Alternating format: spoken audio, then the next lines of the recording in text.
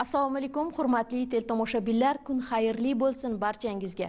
Parlamentlararo ittifoqning 150-yubiley assambleyasi sabab Toshkent bugun dunyo parlament diplomatiyasining poytaxtiga aylanib turibdi. Xabar berib boryapmiz, qariyb bir haftadirki yurtimiz muhim geosiyosiy maydon. Nufuzli tashkilotlarning teng huquqli a'zosi sifatida global muhokamalar markazida bo'lib turibdi. Bugun xalqaro nigoh O'zbekiston parlament diplomatiyasining rivojlanishiga, taraqqiyotiga nazar tashlayapti. Bu assambleyaning, aynan yubiley assambleyaning O'zbekistonda o'tkazilishi nafaqat O'zbekistondagi parlament, balki mintaqa parlament diplomatiyasi uchun yangi davrni boshlab beryapti. Kechagina ushbu assambleyaning yalpi majlisida davlatimiz rahbari ishtirok etdi va nutq so'zladilar va dunyo parlament yetakchilari oldiga juda katta vazifalarni belgilab berdilar. Yangi tashabbuslarni, yangi g'oyalarni ilgari surdilar. Xususan davlatimiz rahbari 181 ta milliy parlament va 15 ta mintaqaviy uyushmani o'zida mujassam etgan parlamentlararo ittifoqning yubiley assambleyasi O'zbekistonda o'tkazilayotgandan faxr, iftixor tuyg'usini his qilishlarini aytdilar va bugun dunyoda global siyosiy vaziyat beqaror bo'lib turgan bir paytda tinchlik va xavfsizlikni ta'minlash, ayollarni qo'llab-quvvatlash, gender tenglik masalasi, yoshlar masalasi, inson huquqlarini ta'minlash, shu bilan bir qatorda har bir sohaga jadallik bilan kirib borayotgan sun'iy intellektni rivojlantirish masalasiga e'tibor qaratdilar va parlament yetakchilari oldiga muhim vazifalarni belgilab berdilar. Endi parlamentlar, dunyo parlamentlari bundan-da faol bo'lishi kerakligi, xalqchil qonunlarni qabul qilish kerakligini aytib o'tdilar. 90 ga yaqin assambleya doirasida 90 ga yaqin tadbirlar o'tkazilyapti dedik. Tadbirlarning asosiysi Kongress Hallda o'tkazilyapti va bir qismi Kongress Hallga shundoqqina yondosh bo'lgan Hiltonda jurnalistlar va ommaviy axborot vositalari xodimlari uchun media forumlar tashkil etildi. Unda ham juda dolzarb mavzularga e'tibor qaratilyapti. Masalan, birinchi kuni yangi O'zbekistonda ta'limni transformatsiya qilish, xalqaro standartlarga moslashtirish mavzulari, IT texnologiyalarini rivojlantirish, sun'iy intellektni yuksaltirish, yashil iqtisodiyotni rivojlantirish mavzulariga e'tibor qaratilgan bo'lsa, kecha millat salomatligi, millatlararo totuvlik, diniy bag'rikenglik mavzulari muhokamalar markazida bo'ldi. Bugun assambleya doirasida o'tkazilayotgan tadbirlarning so'nggi kuni. So'nggi kunning kulminatsion yana bir nuqtasiga keldik. Bugun O'zbekistonning tashqi pragmatik siyosatiga xalqaro va mahalliy ekspertlarning nigohi qaratilgan. Xo'sh, bugun O'zbekiston qanday tashqi siyosatni amalga oshirilyapti? Bugun davlatimiz rahbar tashabbusi bilan tashqi pragmatik siyosatda faol bo'lganimiz sabab mana shu nufuzli tashkilotning aynan yubiley assambleyasi Markaziy Osiyo mamlakatlari orasida birinchi bo'lib O'zbekistonda tashkil etilganligi mana shu tadbirda aytib o'tildi va bu bo'yicha kengroq ma'lumotni Oliy Majlis Qonunchilik palatasi deputati Ulug'bek aka Shermatovdan olamiz. Assalomu alaykum Ulug'bek aka, kun xayrli bo'lsin. Ulug'bek aka, umuman assambleyaning, yubiley assambleyaning O'zbekistonda o'tkazilganligi, bejizga ushbu davlat tanlanmagani, buning tarixiy o'ziga xos ramziy ma'nolari haqida to'xtalsangiz. Assalomu alaykum. Avvalambor to'g'ri aytdingiz, bu juda parlamentlararo ittifoqda 150-chi, ya'ni yubiley assambleyasi O'zbekiston o'tishi bu bejiz emas. Bu avvalambor O'zbekistonda parlamentarizmning rivojlanishi, O'zbekistonda ommalayotgan demokratik islohotlar, inson huquqlarining ta'minlanishiga bo'layotgan e'tiborning natijasi va buni dunyo hamjamiyati, dunyo parlamentlari va eng shu obro'li bo'lgan parlamentlar ittifoq tomonidan tan olishni deb baholashimiz kerak. Haqiqatan ham hurmatli prezidentimizni ma'ruzalari ushbu assambleyani ishlariga bir qanaqadir katta impuls berdi. Katta yana ham o'sha muhokamalari ham yangi davr boshladi, ham juda muhokamalarda yana ham qizg'in darajasiga olib bordi. Sababi ma'ruzada ko'tarilgan masala hammasini bevosita hozir xalqaro hamjamiyatda tashkillanayotgan masalalar. Bu mana ijtimoiy tengliksizlik, ijtimoiy siyosatda olib borish zarurligi, bu notinch hozir urushlar, mojarolar bo'layotgan joyda tinchlik, xavfsizlikni ta'minlash, bu xotin-qizlarni faolligini oshirish, ular gender tengligini ta'minlash, yoshlarimizni parlament faoliyati jalb qilish, ular imkoniyatlaridan samarali foydalanish, bu sun'iy intellekt masalasi, albatta iqlim o'zgarishi masalasi, yashil energetika masalasi, mana shu masala hammasi parlamentaro ittifoq va nafaqat parlamentaro ittifoq, umuman O'zbekiston ko'pgina boshqa xalqaro parlamentaro tashkilotlarga a'zo, man nechtalariga qatnashib kelgan, mana shu masala hammasi mana shu eng dolzarb masala, shuni o'zlarini aniq takliflarini ham berganlar. Bular bo'yicha juda mana o'zim ham bir nechta hamma ertalabdan ham har kecha ham mana gaplashib kelyapman, yuqori baho berishyapti. Umuman ko'p hamma mana shu mavzuda ham ko'tarilgan masalalar bo'yicha bu yoqda hozir muhokamalar ketyapti. Jumladan sun'iy intellekt masalasida ham mana tan olinyaptiki, bu yoqda alohida platforma bor.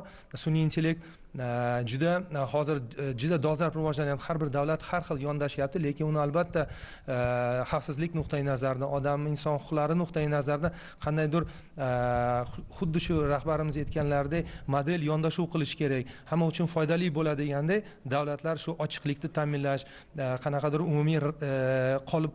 umumiy normalarni belgilab berish nuqtai nazaridan tavsiyalar ishlab chiqilyapti. Albatta ushbu platformadan shu tinchlik xavfsizlik nuqtai nazaridan ushbu 120 assambleyada yangi yana platformalar ham tuzilgan. Masalan, kuni kecha demak mojarolarni bartaraf etishda xalqaro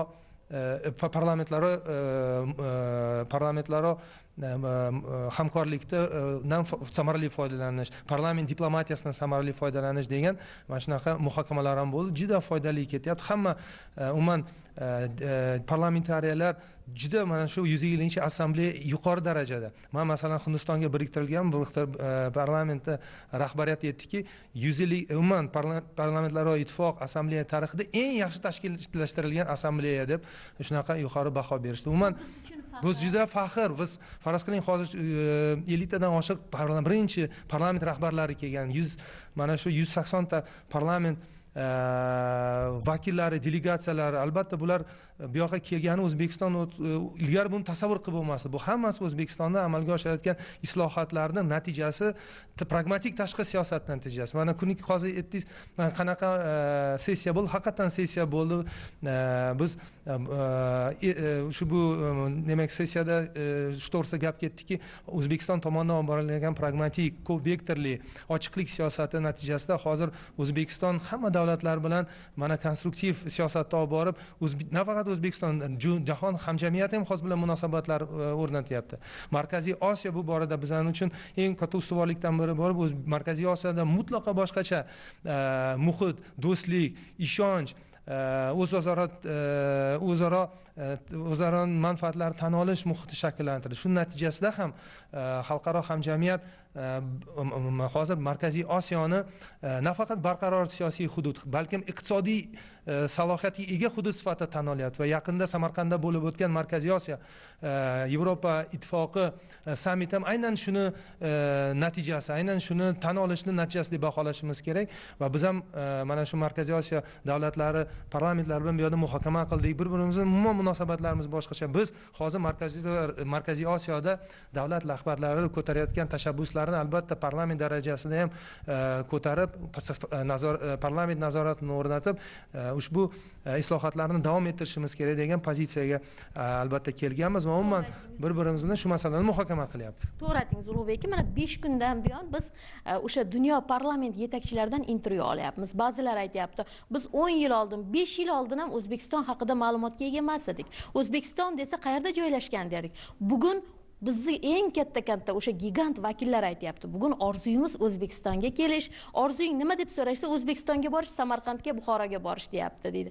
Demak, bugun O'zbekiston nafaqat mintaqaga, balki dunyoga ochildi. Bu albatta bizning to'g'ri, odilona davlatimiz rahbar tomonidan olib borilayotgan tashqi pragmatik siyosatning natijasi deya olamiz, to'g'rimi? Xuddi shunday.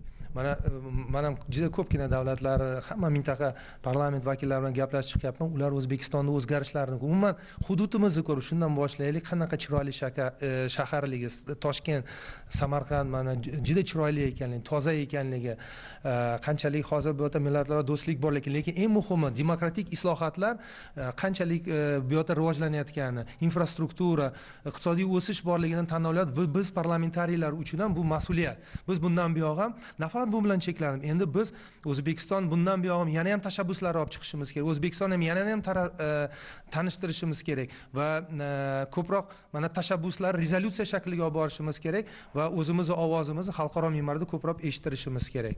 To'g'ri aytdingiz Ulug'bek aka. Va bu yilgi assambleyaning shiori ham juda ham chiroyli tanlangan.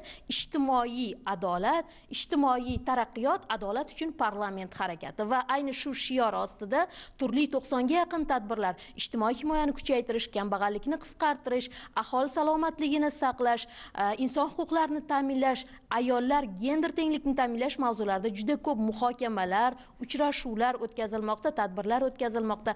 Aytganimizdek, bugungi hozir o'tkazilayotgan tadbir bu O'zbekistonning tashqi siyosati, erishilgan yutuqlarimiz va oldimizda turgan muhim vazifalarga bag'ishlangan. Va tanishtirganimdek, suhbatdoshim Oliy Majlis Qonunchilik palatasi deputati Ulug'bek Shermatov bo'ldilar. Ulug'bek aka, rahmat mazmunli suhbat uchun va biz jarayonlarni kuzatib boramiz. Kongress hol bilan bir qatorda Hiltonda ham media forum, jurnalistlar, ommaviy axborot vositalari xodimlari uchun jurnalistlarda media forum tadbirlar tashkil etilgan. Biz buni jonli efirda yana sizga ma'lumot yetkazamiz. O'zbekiston 24 telekanali o'z dasturlarini davom ettiradi.